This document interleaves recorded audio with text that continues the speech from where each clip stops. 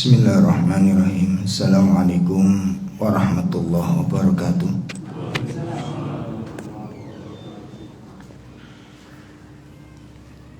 Alhamdulillahirabbil alamin. Hamdan katsiran thayyiban mubarakan fi kama yuhibbu rabbuna wa yarda. Asyhadu an la ilaha illallah wahdahu la syarika lah wa asyhadu anna Muhammadan abduhu wa rasuluh. Allahumma salli wa sallim wa barik ala nabiyyina Muhammadin wa ala alihi wa ashabihi wa man tabi'ahum bi ihsanin ila yaumiddin. Ya ayyuhalladzina amanu taqullaha haqqa tuqatih wa la tamutunna illa wa antum muslimun.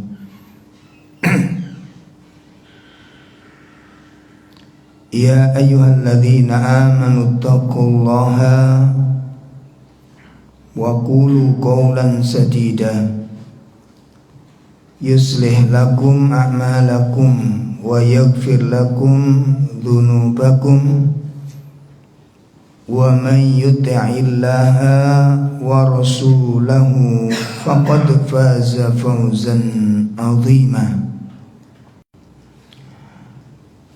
I'lamu anna asdaqal hadits kitabullah wa khairal hadyi Adi Muhammadin sallallahu alaihi wasallam wa syarrul umur muhdatsatuha wa kullu muhdatsatin bid'ah wa kullu bid'atin dhalalah wa kullu dhalalatin finnar.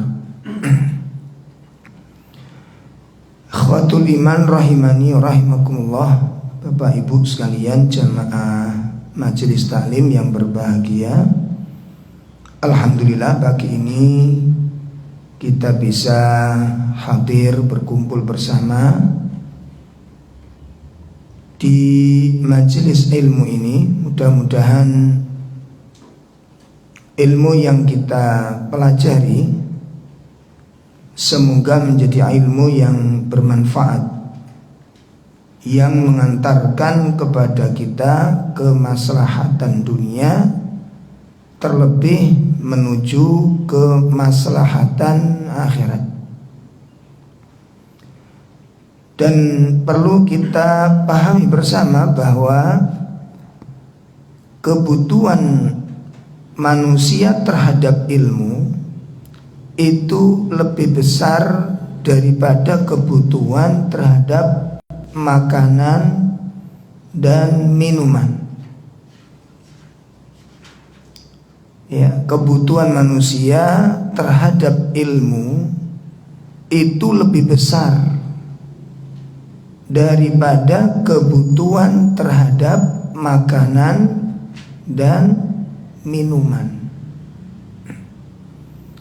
Hal ini sebagaimana diungkapkan oleh Imam Ahmad rahimahullah ta'ala, beliau mengatakan yahtajun nas alal ilm asyaddu min an yahtaja anit ta'am wasyarab. Kebutuhan manusia kepada makan dan minum itu, kebutuhan manusia terhadap ilmu itu lebih besar dan lebih penting daripada kebutuhan terhadap makan dan minum. Nah, kalau kita baca sekilas begini, ini sulit diterima. Kalau kita lihat selias gitu sulit diterima. Tapi kalau kita kaji benar, itu akan benar. Ya, sekarang kebutuhan manusia kepada makan dan minum sehari paling banter berapa kali? 3 kali. Paling banter sudah selesai sudah. Sedangkan kebutuhan manusia kepada ilmu setiap saat, setiap aktivitas dia membutuhkan ilmu yang berbeda-beda. Seperti kita tadi bangun tidur, butuh ilmu apa enggak? Butuh ilmu, Pak. Dari bangun tidur kita sudah dapat pahala besar dari Allah Ta'ala. Nah, baru bangun tidur kita sudah dapat pahala besar dari Allah. Kenapa? Doa. Kita doa. Alhamdulillahi ahyana ba'dama amatana wa ilaihin nusur. Dan kalimat itu mengandung ketauhidan. Sudah berdoa mentauhidkan Allah Subhanahu wa taala. Berlipat-lipat itu doanya. Setelah itu kita ke kamar mandi. Masuk kamar mandi, doa lagi. Butuh ilmu enggak? Masuk kamar mandi butuh ilmu enggak? Butuh adabnya. Nah, apa yang harus dilakukan dan apa yang tidak boleh dilakukan di dalam kamar mandi. Nah, ini butuh ilmu. Ya. Banyak di antara kaum muslimin gak ngerti masalah begini. Makanya sering kita dengarkan kok di dalam kamar mandi murojaah, nyanyian maksudnya. Nyanyi rengeng-rengeng. Ada apa enggak begitu? Nah, pernah kita dengar enggak ya? Sering kita dengar. Kenapa enggak boleh? Ya. Ini dalam kamar mandi kita butuh ilmu. Adabnya saja Masya Allah. Baru masuk kamar mandi 2 kali lipat kita dapat pahala. 1, menghidupkan sunnah. Yang kedua, zikir lagi kita. Maka kita termasuk orang-orang yang adzakirina wadzakirat, termasuk orang-orang yang selalu berzikir, baik laki-laki maupun perempuan. Ini termasuk kita dalam ayat-ayat Al-Quran. Wadzakirina Allah wadzakirat, orang-orang laki-laki yang selalu berzikir dan perempuan yang selalu berzikir kepada, masuk di dalam kategori ayat itu. Nah, ini kebutuhan manusia kepada keluar kamar mandi ada doa lagi, pahala lagi yang kita peroleh. Masya Allah. Kemudian kita pakai baju. Nah, setelah pakai baju menggunakan ilmu lagi, ada adab-adabnya. Sudah hafal doa pakai baju belum? Nah, kemudian bercermin, ada doanya lagi. Ini kalau dites ngono saya kata sing dereng diapalaken kata sini. Bon. Loh, ini jangan disepelein apa? Jangan kita. Jadi akhirnya kita banyak orang-orang di akhir zaman ini mengaku-ngaku cinta Rasul, mengaku pengikut Rasul, tapi itu suatu kebohongan. Apa kebohongannya? Buktinya apa? Masa mengaku cinta Rasul, pengikut Rasul, sunnah-sunnah ditinggalkan? Saya menurut jenengan kali kalau bener nggak pengakuan seperti itu? Ngaku menjadi pengikut Rasul, tapi sunnahnya Rasul kita tinggalkan. Bahkan kita nggak kenal, dan anak-anak kita pun kita biarkan nggak kenal. Kenapa? Karena kita nggak kenal. Jadi kita mengaku cinta Rasul, mengaku pengikut Rasul, tapi kita yang membuang sunnahnya Rasul, kita yang memadamkan cahaya sunnah Rasul. Bener apa enggak begini? Nah, kalau enggak bener dirubah. Lo kata lo. Nah, nek apal ya ditulis, dicatat. Kan ada stiker doa bercermin, tempelin di cermin. Setelah itu istrinya dites, doa zikir apa ini bercermin, apal apa enggak? Nah, sehingga tuh ya cerdas. Lah sampai nopo apal ora.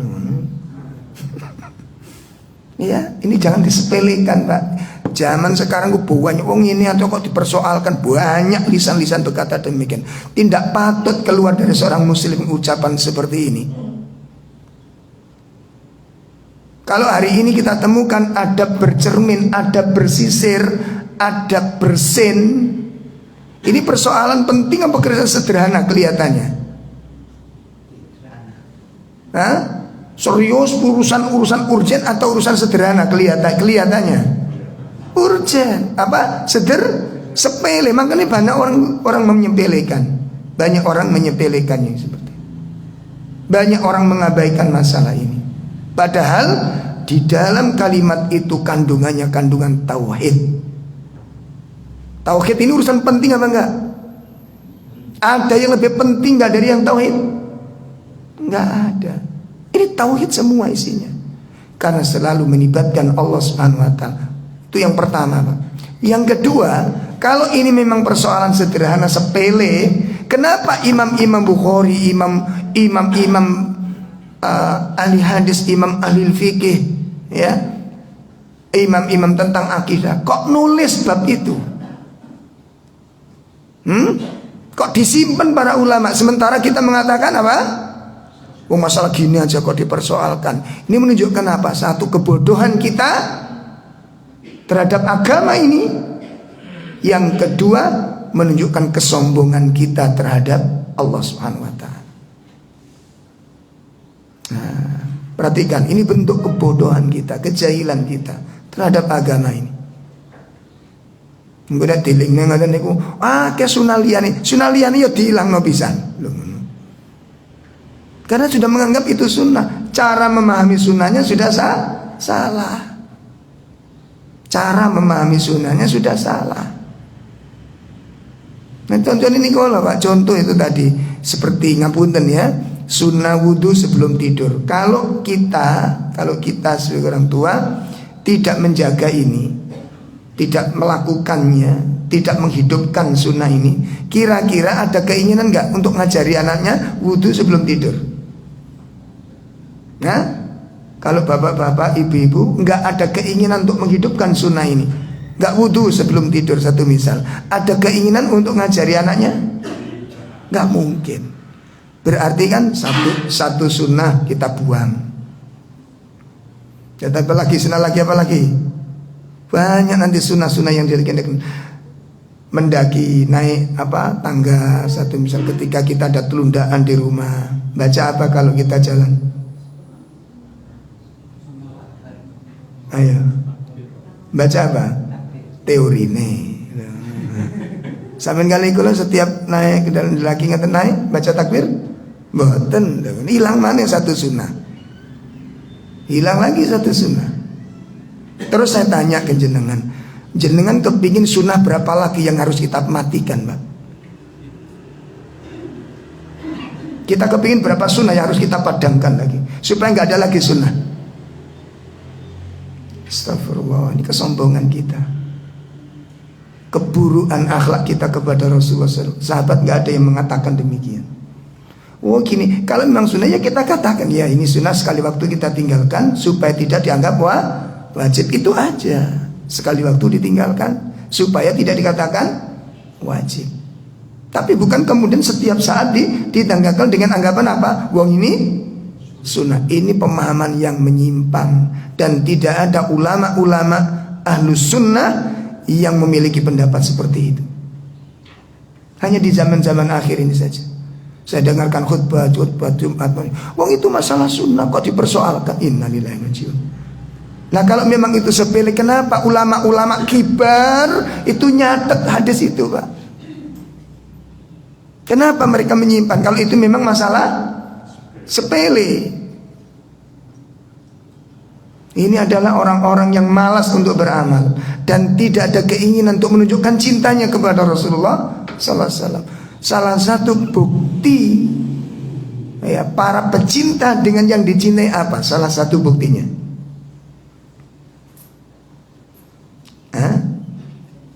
salah satu bukti pecinta terhadap yang dicintai, salah satu membuktikan cintanya apa, Pak? Kira-kira pecinta sepak bola satu misal. Contohnya apa? Bukti ini apa? Boleh kostum. Ayo anak-anak sing pecinta sepak bola itu kostumnya sembarang, kaos apa? Dipilih. Gegerin nomornya jenenge siapa? Ayo. Enggak mungkin Muhammad, enggak mungkin. Kau ono soalnya kaos sing ngono. Ronaldo, nggih mboten? Ronaldo, Messi, jenengan lihat dipakai kaos anak-anak kita untuk masuk masjid, kalah sampean kali bisa 1-0. Ini ki sampean masalah, mungkin ini Walak barok, karena kita sudah ngeres begini, kuwes ngeres Pak. Kayak begini di dalam masalah soal akidah nggak boleh. Kenapa? Ini masuk akidah al-wala' wal barok. Anak-anak saya dulu beli kaos begitu, diganti kaosnya ini. Oh pemain, kamu tahu namanya siapa ini? Ini pemain siapa? Nah ini Messi, ini wong Yahudi. Ono Yahudi masuk TPQ? Kalah sampean. Pernah nggak anak-anak mereka menggunakan kaos-kaos Ahmad Ibrahim? Ada nggak? Anak-anak orang kafir diizinkan pakai kaos begitu? Nggak akan diizinkan. Nggak akan diizinkan. Ada pabrik-pabrik yang notabene orang Nasrani, masya Allah. Walaupun namanya bagus, walaupun karyanya bagus, ilmunya, tapi kayak jeneng ini kok kental keislaman, sulit diberangkatkan ke luar negeri. Ya, sulit. Ada beberapa pengalaman teman-teman yang kerja-kerja di perusahaan-perusahaan itu, gitu. Sing jenenge umum ngoten ya. Bisa Pak, walaupun gak patek pinter, pokoknya wong semangat berangkat. Tapi nek jenenge kental keislamannya, itu sulit diberangkatkan gara-gara namanya Islam. Nah ini kok malah Ronaldo masuk masjid ini. Saya melihat kaosnya anak-anak Ronaldo, sisirannya begini. Ayo sunai sapa kuwi? Sing kene disurani rene, sing kene disurani iku sunai sapa coba? Beckham to. Nggih to? Sunai David Beckham. Lah ya, sunai anak-anak kita surga Allah. Iki rambut niki mbok apakno eleleng. Ya Allah, itu kebanggaan bagi kita. Itu model-model kekufuran, model-model kemunafikan kita pakaikan kepada anak kita. Adab-adab Islam kita jauhkan dengan alasan wong cuma sunah. Kita ini sebenarnya sopo terusan. Amat diri kita jane apa blegere kaya Islam, tapi kok lebih cenderung kepada kekafiran dan kemunafikan. Ini perlu Pak dibenahi dan perlu dirubah. Makanya saya katakan tadi, kita kepingin berapa sunnah yang harus kita buang dalam hidup ini, supaya nggak nyerimpet di dalam kula mbek sampean sunnah ini. Astagfirullah. Nah ini penting saya sampaikan karena saya ngelihat itu Pak, bahkan ada kita dengarkan ceramah, ya Allah. Nah kalau para penceramah, dan ini notabene ceramah-ceramah ini orang-orang yang sudah dikenal Quran hadis, gitu loh Pak. Kok bisa kalimat ini keluar? Oh itu masalah sunnah, masih banyak sunnah yang lainnya juga dibuangin gitu. Ya, sunnah yang lain juga dibuangin, dan kalimat-kalimat seperti ini itu menunjukkan tidak memahami apa definisi sunnah. Kalimat sunnah itu kalimat global Pak. Nanti kalau dirinci ada sebagian perkara wajib itu juga dikatakan sunnah. Contohnya begini, sekarang jenengan tak takoni sunat apa sunat itu Mas? Khitan iku hukumnya piye? Wajib apa sunnah? Mosok sih. Mungkin ditulisannya wajib nih kau. Khitan itu gandengane 10 sunnah fitrah. Ayo. Sunnah fitrah, nggak menggunakan kata wajib. Sunnah fitrah itu ada 10. Fitrah para nabi, artinya dari nabi itu diamalkan sunnah-sunnah ini. Ada 10. Ini saya kasih PR, bulan depan kita tes. Ya Allah ya.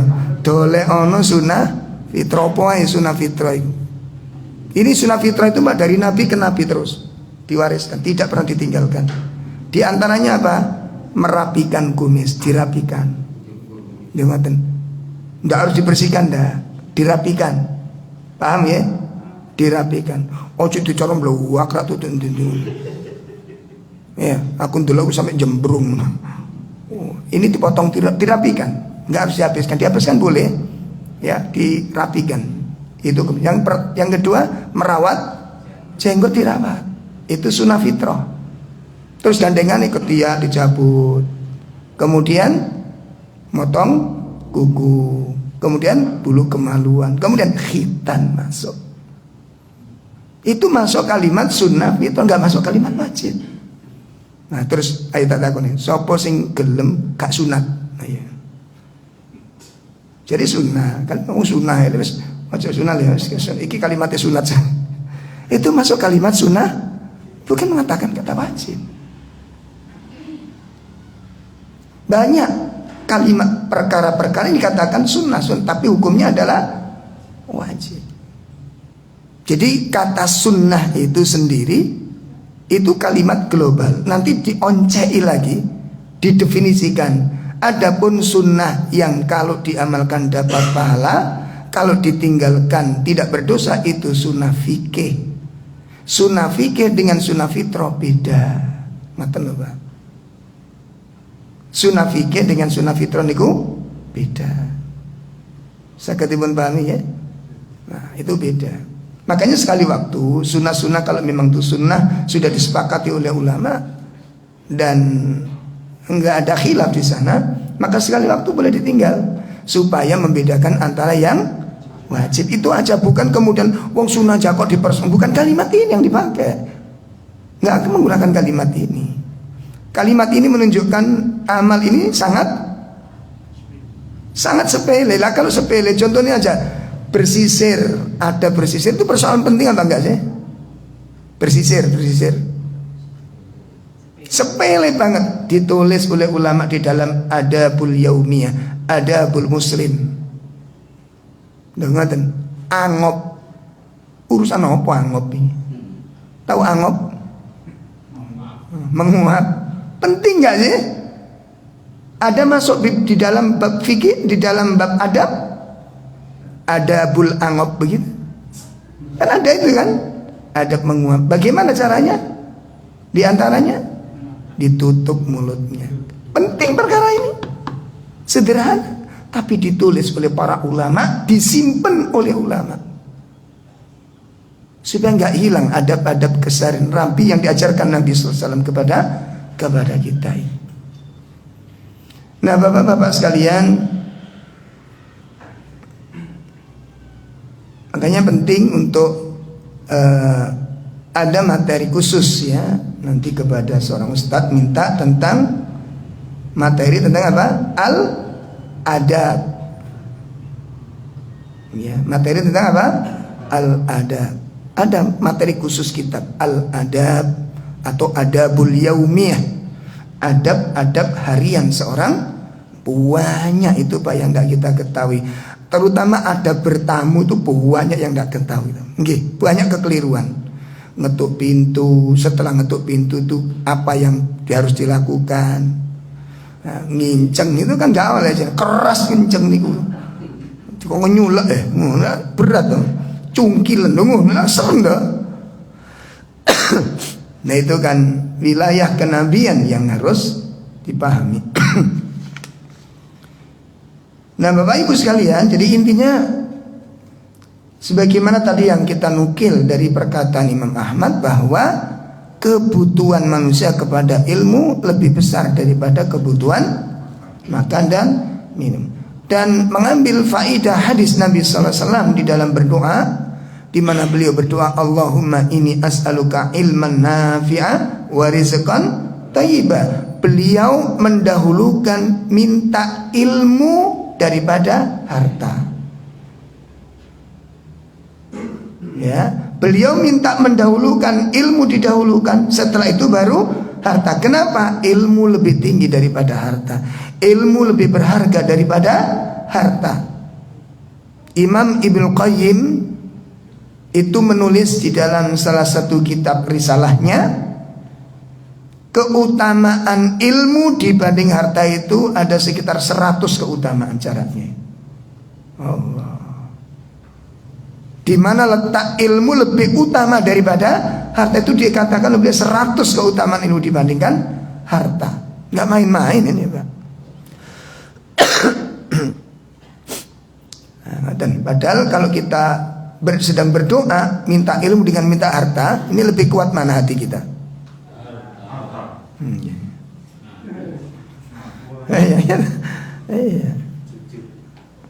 Baik. Nah, Bapak Ibu sekalian, itu hal-hal yang perlu kita sampaikan dan kita anggap penting untuk supaya kita lebih hati-hati ya dalam ke depan, cek mboten sembrono dan tidak menyepelekan urusan-urusan agama. Ya. Menindaklanjuti pembahasan hadis keberapa kemarin? 60? Berapa? Yang terakhir kemarin? 65, berkaitan dengan kisah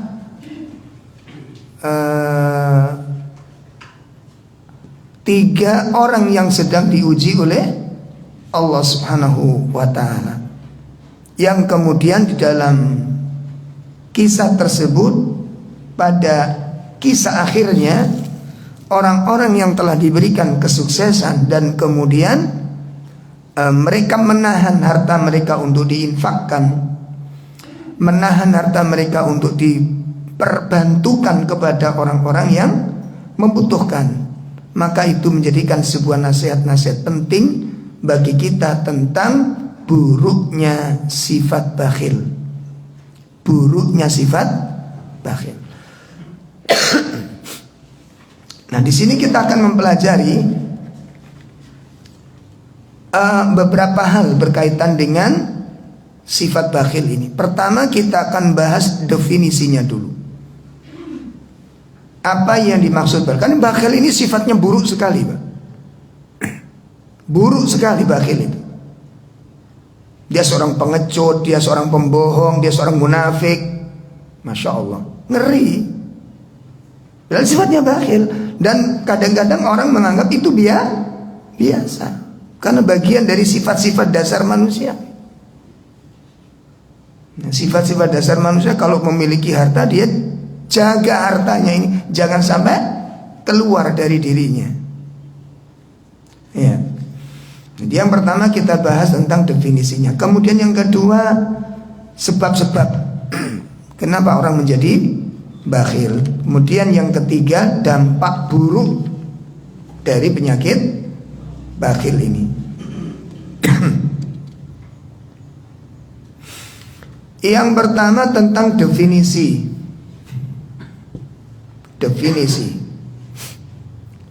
Perlu kita ketahui di dalam Al-Quran,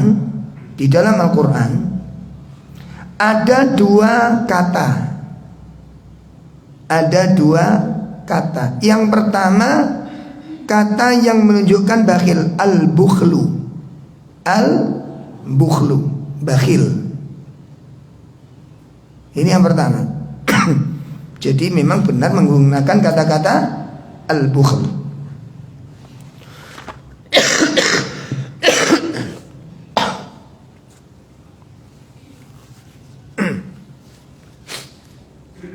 Kemudian yang kedua menggunakan kata asyuhu. Menggunakan kata apa? Asyuhu. Jadi alif lam shin ha. Asyuh.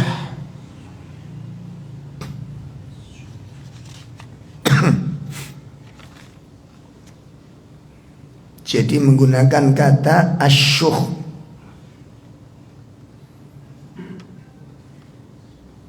Lah itu kalau di bahasa Indonesia kan maknanya sama, Pak. Bakhil gitu aja. Ya, tapi kalau kita bahas secara harfiahnya, lughahnya dalam bahasa Arab, itu memiliki makna yang berbeda. Seperti kalau Indonesia kan bakhil kikir, pengertiannya apa? Bakhil kikir pelit, ya. Iya, biasanya nggak. Oh, medit masih, bakhil masih. Pelit masih, Mas. Kikir itu sama aja bagi kita. Padahal maknanya berbeda. Sekarang kita bahas dulu satu persatu. Apa yang dimaksud dengan al-bukhlu, bakhil?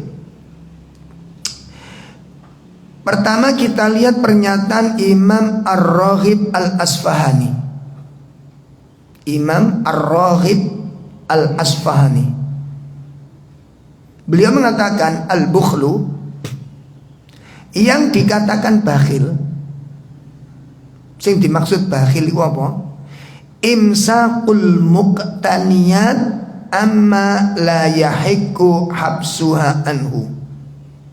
Ya, imsakul muqtaniyat. Imsak menahan. Menahan. Al-muqtaniyat hal-hal yang diminati. Menahan hal-hal yang disenangi. Amma la yahiqu habsuha anhu, yang tidak pantas untuk ditahan. Nah, menahan sesuatu yang disenangi, yang diminati dari apa-apa yang tidak pantas untuk ditahan. Ini yang dimaksud bakhil.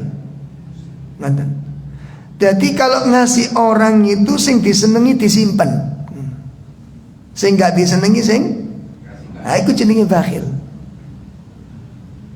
Kira-kira kula mbek sampean katut nemu mbotene delok teko kene. Katut. Makanya gak usah rumoso dadi wong soleh temen sih. Nggih, saestu. Gak usah merasa jadi orang, merasa kita belajar ya, belajar jadi orang soleh. Belajar jadi orang soleh. Nah, betul Pak, kita belum masuk situ kita. Belajar dermawan, masih belajar. Ini memberi. Lalu kita minjemi saja dipilih kok uang nih. Ini minjemi loh ya. Coba ada teman kita kehujanan ke rumah kita, puasa kuyup. Mbak, aku pinjam kelambi ini Pak. Nah, diuji di situ kelambi. Biasanya nek minjemi ngeten iki dikongkon milih. Dibuka no lemari niki Mbak, lemari kono petang lemari iki kelambi ku tok Mbak. Wis sampean pilih sing ndi. Begitu atau kita ambilkan. Hah? Ayo Pak. Nggak usah dijawab, nggak usah. Direnungkan aja, direnungkan aja.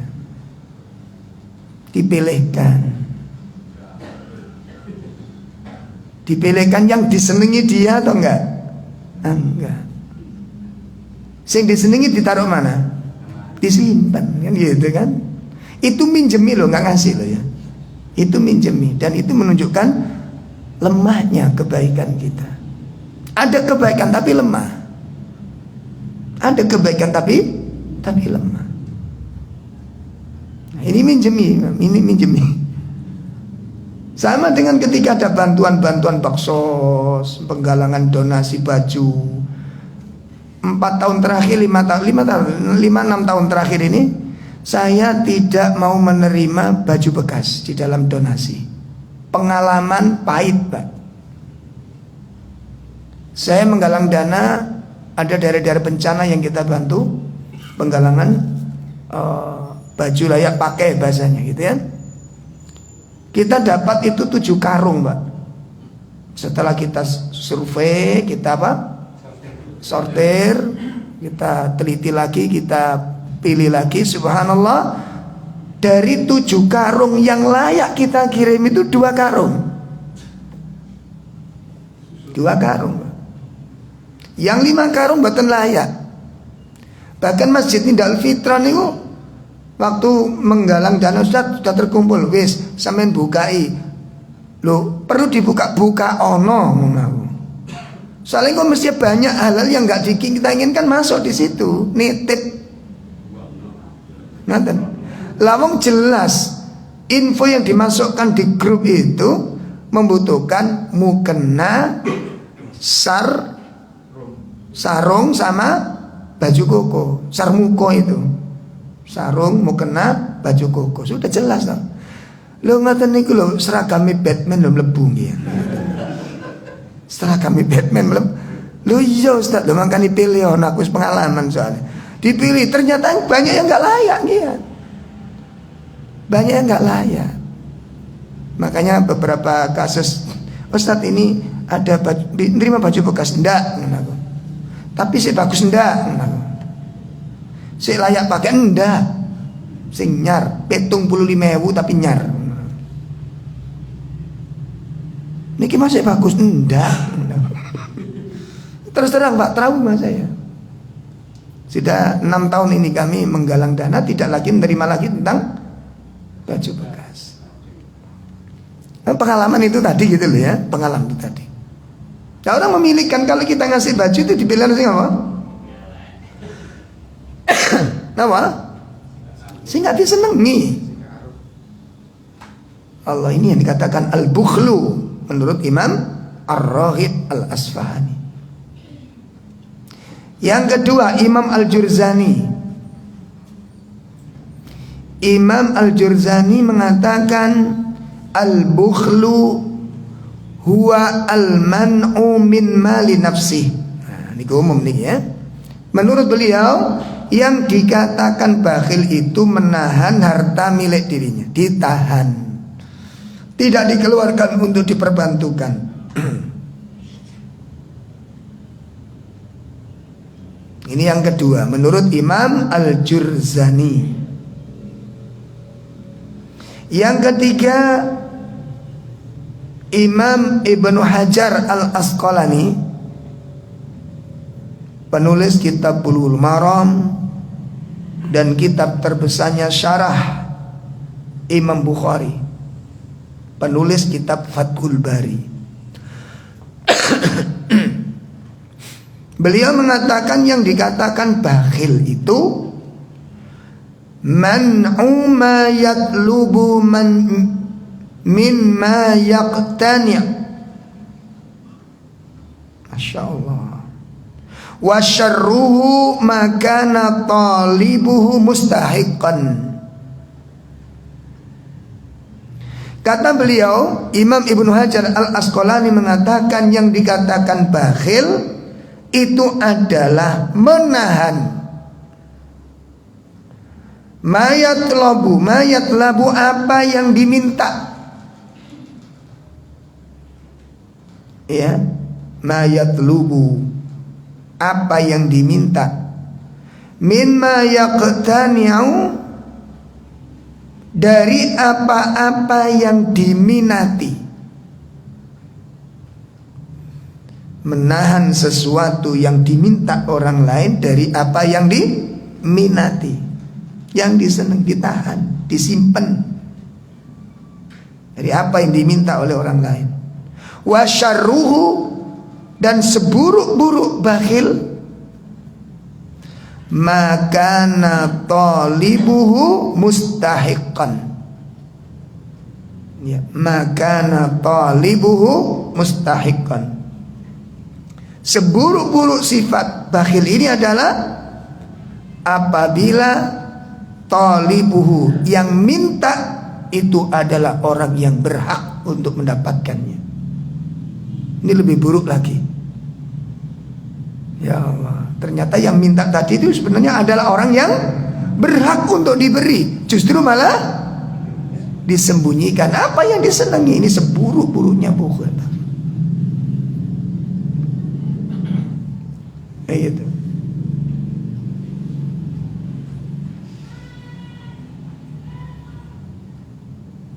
Kemudian yang keempat, Imam Al-Qayyumi mengatakan yang dikatakan bakhil man'ul wajib, menahan harta yang wajib untuk dikeluarkan. Menahan harta yang wajib untuk dikeluarkan.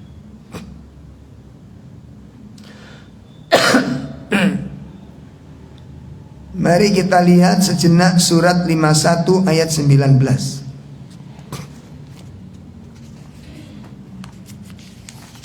Surat Adz-Dzariyat.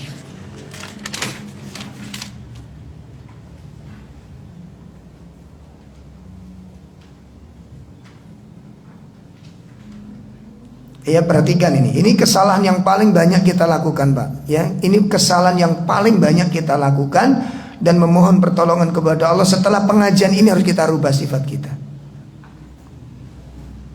Ini kesalahan dan dosa yang paling banyak kita lakukan, dan kita memohon pertolongan kepada Allah. Mudah-mudahan setelah pengajian ini kita rubah. Kita rubah. Mari kita lihat. Ya, ketika Allah menyebutkan tentang sifat-sifat muhsin. Sifat apa? Muhsin. Yaitu orang-orang yang selalu berbuat baik. Dikatakan muhsinin. Nah, muhsin adalah orang-orang yang selalu berbuat kebaikan. Siapa mereka itu? Mari kita lihat ayat dari ayat 17. Dari ayat 17. Kanu qalilan minal laili ma yahja'un wa bil ashari hum yastaghfirun wa fi amwalihim haqqul lis-sa'ili wal mahrum. Iya. Mereka sedikit sekali tidur pada waktu malam, dan pada akhir malam mereka memohon ampun kepada Allah. Dan pada harta benda mereka ada hak untuk orang miskin yang meminta, dan orang yang miskin tidak meminta. Nah, ini Allah sifatkan muhsinin itu siapa? Yang pertama, mereka adalah orang-orang yang sedikit tidurnya di waktu malam. Ya, dalam rangka berzikir dan berdoa kepada Allah. Jadi tidak tidur malam itu bukan main game, bukan nonton sepak bola, tapi dalam rangka apa? Melakukan ibadah di waktu malam hari. Nih, ya, ini penting sekali, Pak. Terutama kita yang diuji oleh Allah dengan persoalan-persoalan hidup.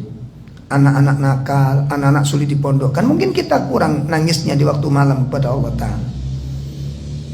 Jadi kalau anak-anak kita bermasalah, jangan nangis di hadapan anak-anak. Nangisnya di hadapan Allah Subhanahu wa Ta'ala. Menghadapi problematika ini, nangis kepada Allah Ta'ala. Nah, ini yang pertama. Yang kedua apa? Mereka beristighfar di waktu sahur. Maka ini menunjukkan keutamaan istighfar di waktu itu. Ya, keutamaan istighfar di waktu sepertiga malam. Perbanyak istighfar. Yang ketiga, wa fi amwalihim haqqul lis-sa'il wal mahrum, dan mereka memberikan harta-harta mereka kepada orang yang minta-minta, orang miskin yang minta-minta, dan orang miskin yang tidak minta-minta. Apa yang tadi saya katakan, ini ada hal-hal kebiasaan kita yang kurang baik. Apa itu? Kurangnya berziarah ke rumah orang-orang miskin. Kurangnya berziarah ke rumah-rumah orang miskin. Kita dalam setahun itu agendanya, biasanya kalau ziarah ke orang miskin berapa kali kita jatah?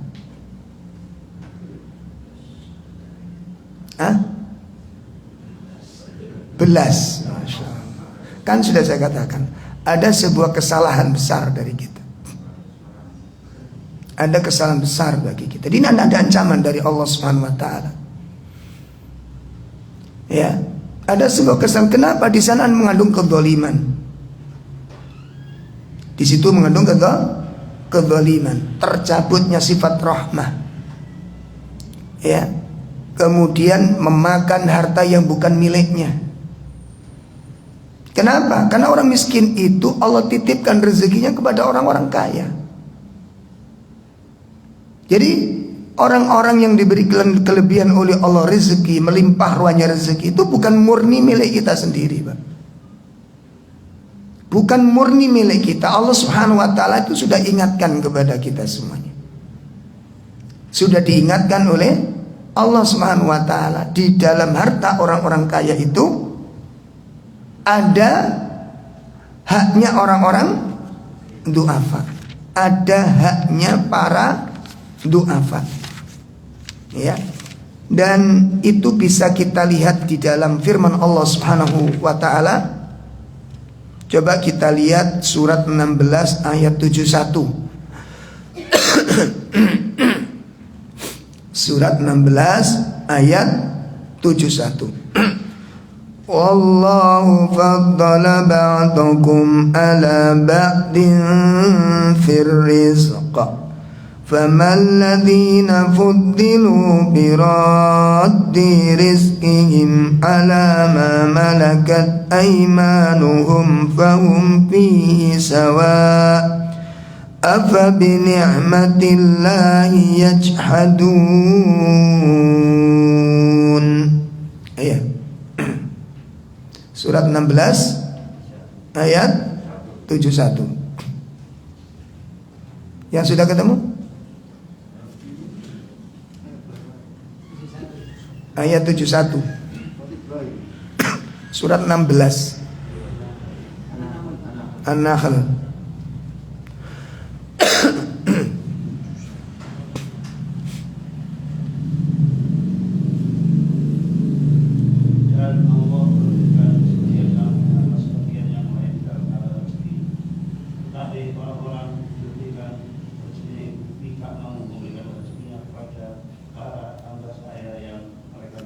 Masya Allah. Sehingga mereka sama-sama merasakan rezeki.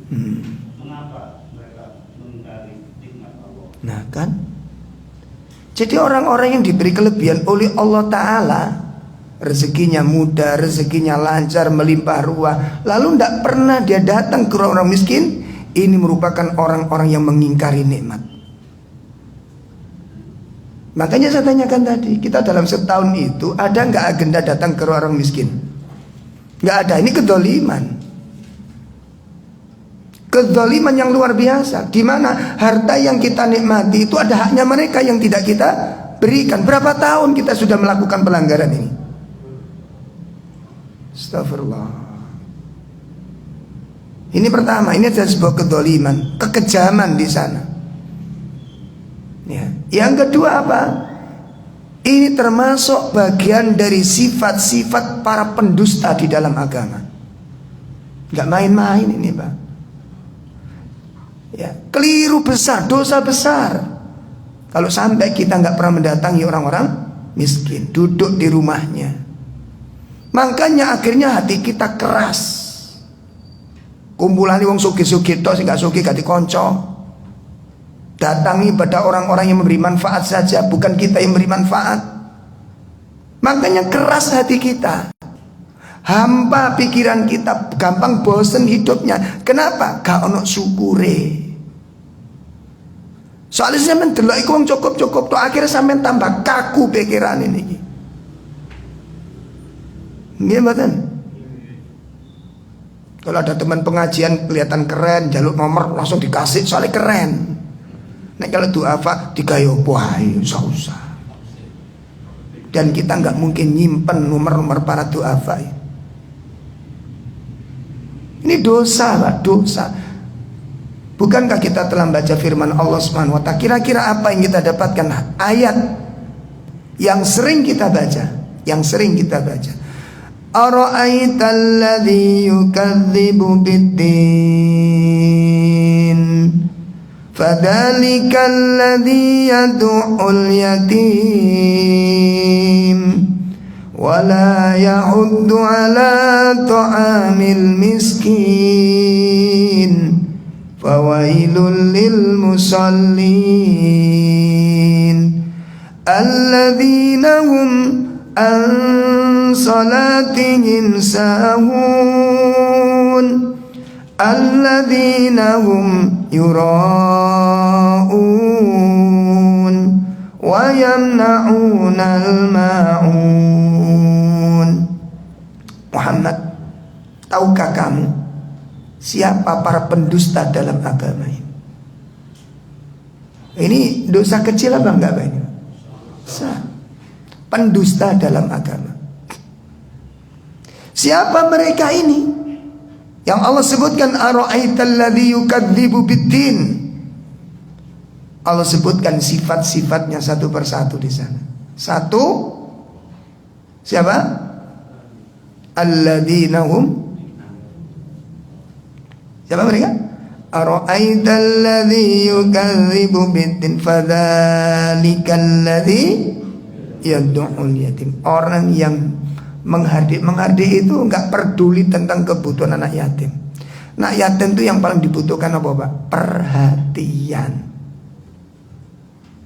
Jadi bukan harta. Coba antum baca di mana ayat mana saja, pasti sikap interaksi, bukan harta. Dan yatim bukan harta.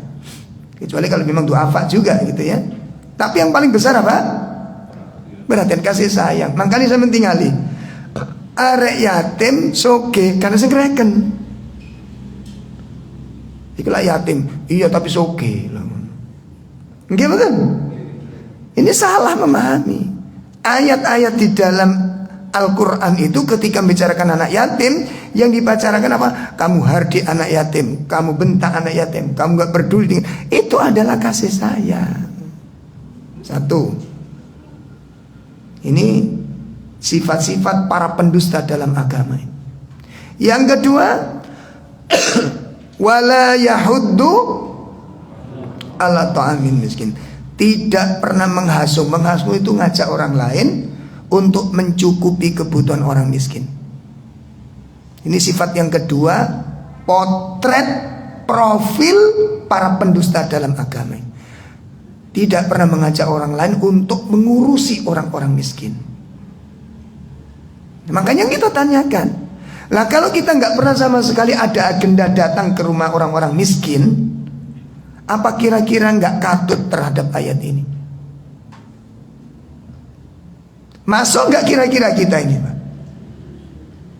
Termasuk pendusta agama bukan kita ini. Kalau kita nggak peduli sama, bagaimana tetangga saya ini? Oh dia janda. Nah kalau udah janda lanjutannya apa? Gitu loh. Oh coba bapak-bapak sih ngurusi, Bu, bahaya. Oh kalau janda berarti bagaimana dia ma'isyahnya? Seperti kemarin setelah pandemi itu, Masya Allah, banyak ikhwan-ikhwan kita meninggal dunia. Istrinya bagaimana? Anaknya bagaimana? Nasibnya bagaimana? Ada yang peduli nggak itu?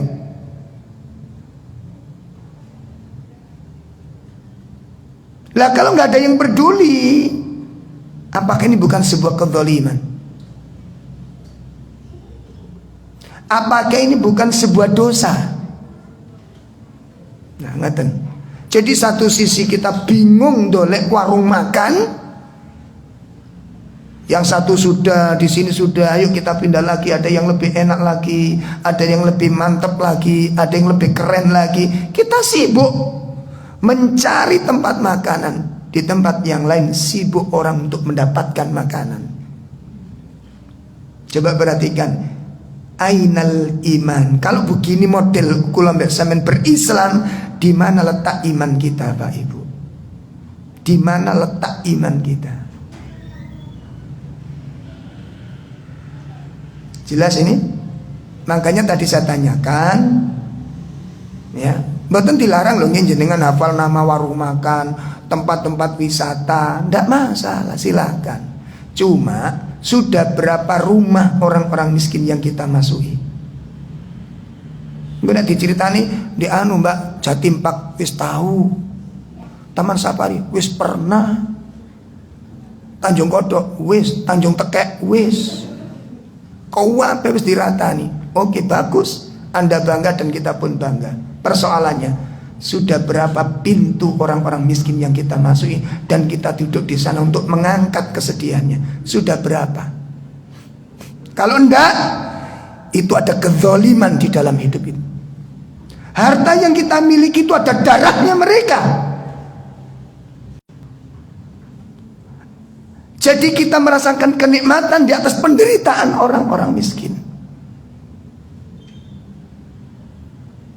Aina rahmah? Di mana itu kasih sayang? Ainal iman? Di mana itu iman? Ada iman nggak di hati kita itu? Ada kasih sayang enggak? Di mana mata kita dibutakan oleh keindahan-keindahan dunia, tergila-gila dengan panorama-panorama hiburan, sementara orang-orang ini yang disimpan di dalam Al-Quran, al-masakin was-sa'ilina wal mahrum, ada yang minta-minta dan ada yang menahan diri untuk menjaga kehormatan. Tidak minta itu bukan berarti nggak butuh, tapi karena menahan kehormatan. Mereka bersusah-susah untuk mencari makan, dan kita bermudah-mudahan menghambur-hamburkan harta tanpa ada manfaat sama sekali, kecuali satu, apa itu? Nyenengno hati. Allah. Berapa lama lagi kedoliman ini harus menjadi watak kita, Bapak Ibu sekalian? Berapa lama lagi kita harus berdolim-doliman di sini? Ya, berapa lama lagi? Dan sampai kapan kita hidup model begini? Ini sampai kapan? Seneng dengan gaya hidup seperti ini loh, sampai kapan? Reuni di sana, rujaan, senang, foto-foto. Allah, antum bayangkan di tempat lain orang bergelimang mencari sesuatu, betapa sulitnya mendapatkan rezeki. Ada yang untuk bayar ini nggak bisa bayar ini, bisa bayar ini nggak bisa bayar ini. Sementara kita bingung menghabiskan harta dalam kesenangan ini. Ini syahwat. Dan itu bukan sifatnya orang-orang beriman. Itu sifatnya para pengecut dan orang-orang nifak. Bukan sifat orang mukmin. Sifat orang mukmin itu alladzina yunfiquna fis sarra' wad dharra. Alladzina yuqimuna shalah wa mimma razaqnahum yunfiqun. Alladzina yuqimuna shalah wa yu'tuna zakah. Itu sifat orang-orang mukmin. Ya. Sifatul mukminin adalah orang-orang yang dekat dengan orang-orang du'afa. Makanya pesan Nabi sallallahu alaihi wasallam kepada sahabat Abu Dzar radhiyallahu anhu. Apa kata Abu Dzar? Telah mewasiatkan kepadaku kekasihku, apa katanya? Bihubbil masakin wa adnuwa minhum. Ya, agar aku mencintai orang-orang miskin dan agar aku dekat dengan mereka. Ini wasiat Nabi kepada Abu Dzar sebanyak 7 wasiat. Wasiat yang pertama kata Abu Dzar, aku diperintahkan Nabi SAW untuk mencintai orang miskin dan agar aku akrab dengan mereka. Berarti yang dituntut keluar rumah siapa? Yang miskin atau yang kaya? Yang kaya. Datang ke rumah orang miskin, itu membawa kemuliaan-kemuliaan yang luar biasa. Itu nanti beda cara pandang sampean. Urip niku beda. Untuk apa di rumah kita beli ini, aksesoris. Ini gombal semua ini. Ini yang akan memberatkan siksaan kita di sisi Allah itu. Jangan merasa aman dengan itu semua. Untuk apa rumah kita hiasi? Sementara di luar banyak orang merintih kekurangan. Di mana itu akal sehatmu? Inikah sifat orang-orang terpelajar? Itukah sifat-sifat orang terdidik? Inikah karakter orang yang berpendidikan? Ini kejahilan, Ibu. Ini kejahilan. Ini kebodohan. Membeli sesuatu yang gak ada manfaatnya. Membeli sesuatu yang gak ada. Makanya kita tanamkan pada istri, pada anak-anak. Setiap dapat rezeki, kita cari. 1, kerabat yang duafa siapa? 2, teman yang duafa siapa? Ya, teman-teman kajian banyak orang-orang yang nggak memiliki. Coba antum datang ke sana, habis pengajian mampir, dilihat dulu kondisinya. Jalan-jalan sama anak-anak, lihat jalan-jalan bukan untuk mencari hiburan, apa untuk menghidupkan hati. Kita lihat rumah kecil, kita berhenti mampir. Siapa dia? Nggak kenal kita. Dengan mampir kita kenal. Satu kenikmatan ketika ada orang-orang miskin datang ke rumah kita. Dan satu kenikmatan ketika kita punya saudara di antara mereka. Jadi arek kok diajari kenal warung tok ayah anak-anak. Mangkane dadi arek belunat sampean kali kula sing ngajari. Enggak dihidupkan hatinya, enggak dihidupkan hatinya. Jelas ini? Di jalan-jalan ketemu ada orang bawa rosokan, dolek rosokan, diangkat sepuh, berhenti. Diajari anaknya ini akhlak. Langsung praktek gitu. Sehingga nanti satu saat ketika berjalan melihat ada orang tua jualan, anak kita yang nuntut, ini ada orang miskin kelihatan, berhenti. Kita nggak kepingin anak-anak kita nanti seperti ini. Ojo kakek gaya, urip bukan kakek gaya, tapi jiwanya miskin, jiwanya fakir. Makanya kan saya bikin bahasa guyonan saya. Engkau wong cerita, alhamdulillah mbak, bojoku sukses, lancar, gaji sakmene. Nek ana wong cerita ngono, utang ngono, langsung melarat deh. Wis gak usah aja nguji niku. Dek soge apa enggak pinjem ngono, melarat. Kan fakir kan? Miskin kan jadinya. Terus kapan kamu banggakan hartaku begini, suamiku gajinya kan bonusnya aja sekian, aku diajak sambatono langsung melarat deh. Betapa pengecutnya Anda dan saya kalau punya sifat seperti ini. Baru menceritakan keberhasilan suami, begitu disambati langsung jadi betapa pengecutnya, betapa pembohongnya. Ya Allah, ini kebohongan dibungkus dengan kesolian. Allah muat dengan sifat seperti ini. Munafik. Inikah karakter yang akan kita bawa menghadap kepada Allah Tabaraka wa Ta'ala? Inikah sosok yang akan kita hadapkan di hadapan Allah Ta'ala? Karakter inilah yang kita bawa nanti. Atau pribadi-pribadi yang jujur, pribadi-pribadi yang hanif. Coba renungkan ibu, sekarang yang menjadi kebanggaan hidup ini apa? Rumah mentereng, kendaraan berganti, bermerek, atau rumah sederhana? Atau di belakang kita jutaan orang-orang, mungkin ratusan puluhan orang-orang menangis karena bahagia karena jasa dan kebaikan kita. Mana yang Anda kita banggakan kira-kira? Ayo kita rubah pola pikirnya yang menjadikan sebuah kebanggaan dalam kehidupan. Jelas ini? Jadi nanti kalau kita dapat rezeki, pertama kali yang dipikir siapa? Para duafa. Kerabat dari istri, kerabat dari suami. Untuk apa? Gak kepingin nang warung, gampang nang warung ya. Dulu masa kita makan telap sementara ponakan jenengan, adik jenengan keliling kemana-mana rentenir. Siapa yang disalahkan ini jamaah? Sopo sing disalahno?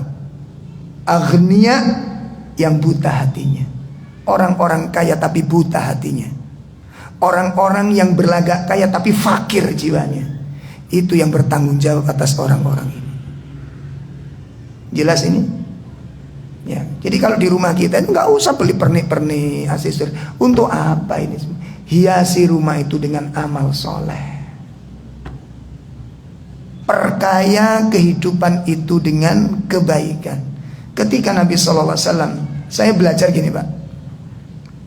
Waktu saya di Sidokarya, di rumah itu ada pohon mangga. Mana lagi? Jenengi mangga ini kenapa? Mana? Buahnya itu Masya Allah menyenangkan sekali. Setiap orang kalau pas berbuah nih pas satu dompel tuh bisa 20, 25 dan itu pendek-pendek. Kalau kita duduk di bawah itu di berem itu, tahu berem ya? Jadi terundakan itu kita ambil begini bisa itu. Dan kalau ada orang lewat rata-rata berhenti cuma ndelok-ndelok tangannya bisa weneng ndelok nih. Nah satu saat dan daunnya rindang. Jadi kalau siang itu buat orang-orang ISIS di situ, tukang sayur, tukang apa jual apa itu manggonya di situ. Nah kemudian satu saat akarnya ini ngerusak gitu loh. Apa namanya, bangunan di sekitarnya itu jebol semua karena apa? Akarnya. Akhirnya kita sepakati dengan tangan potong. Anda potong. Nah kepergian mangga ini kalau disesali banyak orang. Ya Allah diketok eman rek, gak ono sing kayak ngiyup, gak ono sing buat berteduh. Eman Ustaz, buahnya kayak begitu. Itu baru mangga yang hilang, disesali sama orang. Kenapa? Karena mendatangkan manfaat. Ini baru satu pohon. Saya belajar dari ya Allah. Orang kalau kita mati merasa kehilangan apa enggak orang itu? Kalau kita mati, kita pindah, orang nggak merasa kehilangan. Berarti selama ini kita ada itu seperti nggak ada, Pak. Apa bedanya kita ada dan tidak ada kalau kemudian di situ kita nggak mendatangkan manfaat? Apa bedanya, Pak? Kata orang Arab mengatakan apa?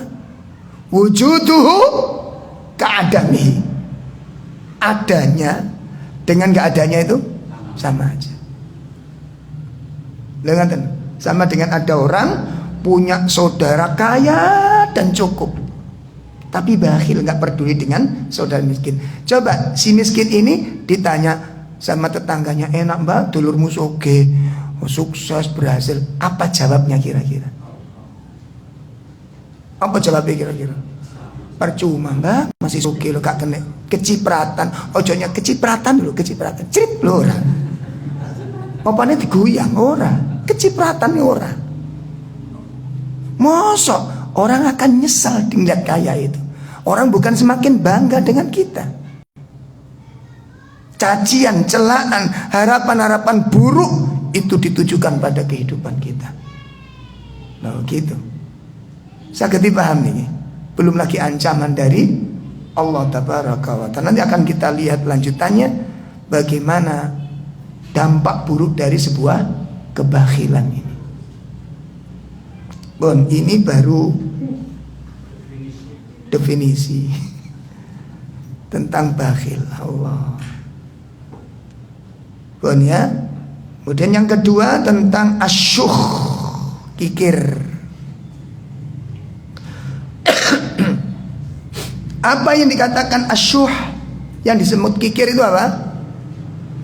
Imam An-Nawawi, pertama Imam An-Nawawi mengatakan yang dikatakan asyuh, kikir, itu adalah al-bukhlu bi adai huquqi wal khirsu ala ma laysa lahu. Masya Allah. Kata Imam Nawawi, yang dikatakan bakhil itu adalah menahan untuk memberikan hak-haknya kepada orang lain, menahan untuk memberi hak-haknya kepada orang lain, wal khirsu ala ma laysa lahu, dan dia tamak terhadap harta yang bukan miliknya. Masya Allah. Oh, elek sifat nih pun. Bukan elek, bukan elek. Elek. Ini pakai siddah. Allah yarham. Ya, jadi yang dikatakan al-khirs, as-suh, kata Imam An-Nawawi, adalah menahan untuk memberikan hak-haknya orang lain dan tamak kepada harta yang bukan miliknya. Jadi napa niku? Gampang kepingin apa yang dimiliki orang lain. Betul. Ada begitu? Ono koncone duwe ngene, kepengin bergelora di sini. Kapan saya punya loh? Tersiksa dia, saya harus punya. Ini banyak dimiliki oleh sifat-sifat orang-orang muslim di akhir zaman ini. Itu salah satu penyebab min asbabil ashqiya, sebab-sebab penderitaan hidup itu di situ letaknya. Ini kemarin kita bahas di Malang tentang sebab-sebab penderitaan hidup. Kenapa? Gampang lirik wae wong. Makanya mata itu dikasih kata mata mut kuda. Saya gampang apa? Ngelirik. Ya, makanya ibu-ibu barangkali dikasih rezeki punya harta benda perhiasan, nek ngaji gak usah digawe. Ngono lho. Paham nggih? Sing duwe gelang-gelang mas gak usah digawe. Kemelinti sampeyan niku ya. Sakno tanggamu sing gak iso tuku niku lho, kok ngelirik ngono lho. Paham ya? Kadang-kadang dikoy kemprompiong mbek tangane ngikletak. Enggak usah digawe. gak usah digawe. Boleh Anda pakai terus tawar-tawar sampean gelem siji ya, ngono lho. Wong digawe nyeketem pamer tok medhit amit-amit welekmu sifatmu lho. Pengecut, pembohong, munafik. Astagfirullah. Ngapunten rodok kasar, ngapunten. Ngene iki soalé nayangi kenpen nemen Pak soalé, Pak. Ngerti nayang ya. Karat itu kalau sudah lengket di kertas gosok mboten saged. Niku kudu dibakar dedek kemudian dipalu. Teng, rontok niki. Itu sifat, itu karat yang tidak baik. Nek di kertas gosok disinggung, mboten mempan. Ada kalanya memang untuk menjadikan besi yang kelihatan besar itu kemudian menjadi kecil, ternyata dipenuhi dengan, jadi sing gede ku tutup besi ini karat sing lebih gede. Jangan-jangan kita ini kelihatan besar itu boroknya yang besar. Karena durung ditotok karo palu itu mah. Paham nih Pak? Saya mengatakan demikian karena melihat fakta dalam kehidupan seperti itu. Seperti itu, Pak. Allah kurang peduli dengan yang lain. Makanya tadi saya katakan, kan saya lihat ada teman-teman di mobil tuh sampai stiker niku laut ndiae gak tau disabrangi niku. Tau wemplek no kabeh. Ana ta iku? Nah, itu kan sebuah kebanggaan. Oh iki tau tinggoni Bali, candi di parane, astagfirullah. Dole opo? Astagfirullah. Wis tobat. Ya. Wis pasang iki kabeh wonten Jatim Pak. Wis pokoke long sampean kok gak pinter to, Bu. Nang Wonokromo iku padha ae, ngono lho. Ae delok gajah di Taman Safari mbek gajah Wonokromo padha ora? Kan cek bodone sampean. Bang, apa sing mbok banggakno? Sing mbok delok apa? Bajul, ana bedane. Ana bedane ora? Sing mbok banggakno apa terusan? Daripada uang sekian ratus untuk itu, infakkan. Tapi nggak cerdas kita gitu. Ngapunten. Kebajot soalnya. Uang gak nih, sementara kita lihat di beberapa kasus-kasus tentang sosial itu lemah sekali. Ya. Masya Allah, ini tolong direnungkan betul Bapak Ibu. Ya sampai kapan kita punya gaya hidup seperti ini, sampai kapan?